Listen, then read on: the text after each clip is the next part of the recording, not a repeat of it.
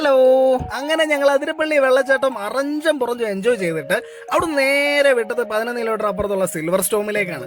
Snow Storm enjoy ചെയ്യുകയാണ് ഞങ്ങളുടെ ലക്ഷ്യം. ഞങ്ങൾ 3 പേരും ഇതുവരെ മഞ്ഞ് കളിച്ചിട്ടില്ല, മഞ്ഞിന്റെ കൊടൂര തണുപ്പ് ആസ്വദിക്കാനും പറ്റിയിട്ടില്ല. അപ്പൊ നമ്മുടെ കേരളത്തിൽ ഇത്രയും അടുത്തായിട്ട് ചാലക്കുടിയിൽ നിന്ന് 20 കിലോമീറ്റർ അകലെ സിൽവർ സ്റ്റോമിൽ നമുക്ക് -10 ഡിഗ്രിയിൽ തണുപ്പ് ആസ്വദിക്കാൻ ഒരു ഓപ്ഷൻ ഉള്ളപ്പോ അതൊന്ന് അറിഞ്ഞിട്ട് തന്നെ കാര്യം തീരുമാനിച്ച് കേറിയതാണ്. ചെന്ന് കേറിയപ്പോ തന്നെ കൊച്ചുണ്ടാപ്പറി ഭയങ്കര ഹാപ്പി. കാര്യം വേറൊന്നുമല്ല, അവക്ക് നിറങ്ങാനും മറിയാനും പറ്റിയ എല്ലാവിധ സാമഗ്രികളും അവിടെ ഉണ്ടായിരുന്നു. അകത്തേക്ക് കയറും മുമ്പ് ഷൂവും ജാക്കറ്റും ഗ്ലൗസും ഒക്കെ അവർ നമുക്ക് തരും കേട്ടോ. കൊച്ചു കുട്ടികൾക്ക് പാന്റ് ഉൾപ്പെടെ കൊടുക്കും. നമ്മുടെ ആകെപ്പാടെ വേണ്ടത് സോക്സ് മാത്രമാണ്, ഇല്ലെങ്കിൽ നമുക്ക് അവിടെ നിന്ന് വാങ്ങിക്കേണ്ടി വരും കേട്ടോ.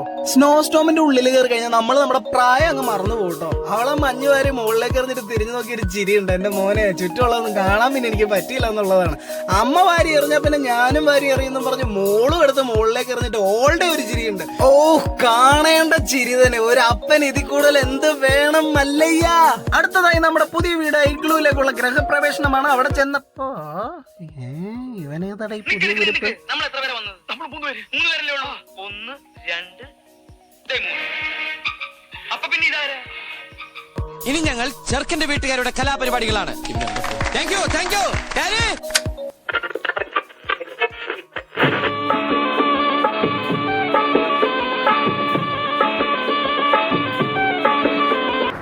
ഇതുപോലത്തെ വണ്ടി നീ ഓടിച്ചിട്ടുണ്ടോടാ? ഫാദറിന് പറയടാ.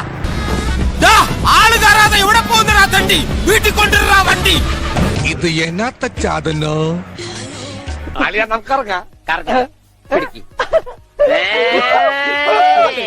ഉള്ള റൈഡുകളിൽ ഞങ്ങൾക്ക് ഏറ്റവും ഇഷ്ടപ്പെട്ട ഒരു റൈഡ് ഇതായിരുന്നു കേട്ടോ. കയറി ഇരുന്ന് കഴിയുമ്പോൾ പതിയെ അവർ സ്പീഡ് കൂട്ടും, കറങ്ങാൻ തുടങ്ങും. കുറച്ച് കഴിയുമ്പോൾ സ്പീഡ് കൂടി വരും. അങ്ങനെ കുറെ നേരം ഒന്ന് കറക്കി വിടും. ആ റേഞ്ചിൽ ബാലൻസ് തെറ്റിപ്പോയി എടുത്തടിച്ച് താഴെ വീഴും. അതിൽ തട്ടി ബാക്കിയുള്ളവരും കൂടെ എടുത്തടിച്ച് താഴെ വീഴും. പക്ഷെ നല്ല രസം കേട്ടോ. മഞ്ഞിൽ വീണാൽ തന്നെ നമുക്കൊന്നും സംഭവിക്കൂല. അതുകൊണ്ട് തന്നെ നല്ല രീതിയിൽ എൻജോയ് ചെയ്തൊരു റൈഡായിരുന്നു ഇത്. അങ്ങനെ ഇങ്ങനെ എൻജോയ് ചെയ്തോണ്ടിരുന്നപ്പോൾ പെട്ടെന്ന് ലൈറ്റ് എല്ലാം ഓഫ് ആയി. അവിടുന്ന് ഒരു മഞ്ഞ ലൈറ്റ്, ഇവിടുന്ന് ഒരു നീല ലൈറ്റ്, അങ്ങോട്ട് ഒരു ചുമന്ന ലൈറ്റ്, എല്ലാം കൂടി ഒരു ഡിസ്കോ മയം കൊണ്ടാട്ടി നൈസായിട്ട് വലിയ കണ്ടു. എങ്ങോട്ടാണെന്ന് പിന്നല്ലേ മനസ്സിലായേ. ആരും കാണാതെ മോളിൽ 2 ബൈ കയറി ഇറങ്ങാൻ പോയതാണ് കക്ഷി. ചെവിയും കണ്ടൂടാ, കണ്ണും കണ്ടൂടാ. ശിവനെ, ഇത് യാത് ജില്ല. ഇതൊക്കെ എന്ത് എന്ന് മൈൻഡോടുകൂടി നമ്മുടെ കൊച്ചുണ്ടാപ്പറയും പിന്നാലെ ഉണ്ട്. മ്യൂസിക്കിന്റെ ശബ്ദം കൂടി വരുന്ന. എന്നാ പിന്നെ ഇനി സ്വല്പം മ്യൂസിക്കിലേക്ക് കിടക്കാം. Ready, 1 2 3 start.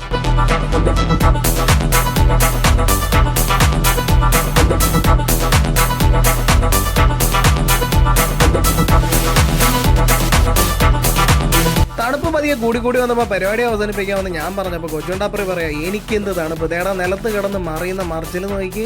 എന്നാ പിന്നെ കുറച്ചു നേരം പാലത്തേക്കൂടെ നടക്കാമെന്ന് വെച്ചപ്പോ പാലത്തിന് ചെറിയൊരു അനക്കം. ഇതിന്റെ ഡ്രൈവർ ആരാന്നും പറഞ്ഞ് തിരിഞ്ഞു നോക്കിയപ്പോ ദടപ്പുണ്ടാക്കി. ഇവളാണ് കുലുക്കിക്കൊണ്ടിരിക്കണേ. ഇതൊക്കെ എന്തിന്റെ തോക്കെടാന്ന് നോക്കിക്കോണേ. അങ്ങനെ പറഞ്ഞതുകൊണ്ടായിരുന്നു നമ്മൾ വീണ്ടും ചാടാൻ തുടങ്ങി. അമ്മ ഞാനും സഹായിക്കാന്ന് പറഞ്ഞ് കൊച്ചുണ്ടാപ്പറിയും അതിന്റെ കൂട്ടത്തിൽ അങ്ങ് കൂടി. അന്നാ പിന്നെ ഞാനായിട്ട് അതിനെ കുറയ്ക്കുന്നതെന്ന് പറഞ്ഞ് ഞാനും അവരോട് അങ്ങ് കൂടി. അതല്ലേ അതിന്റെ ഹീറോയിസം.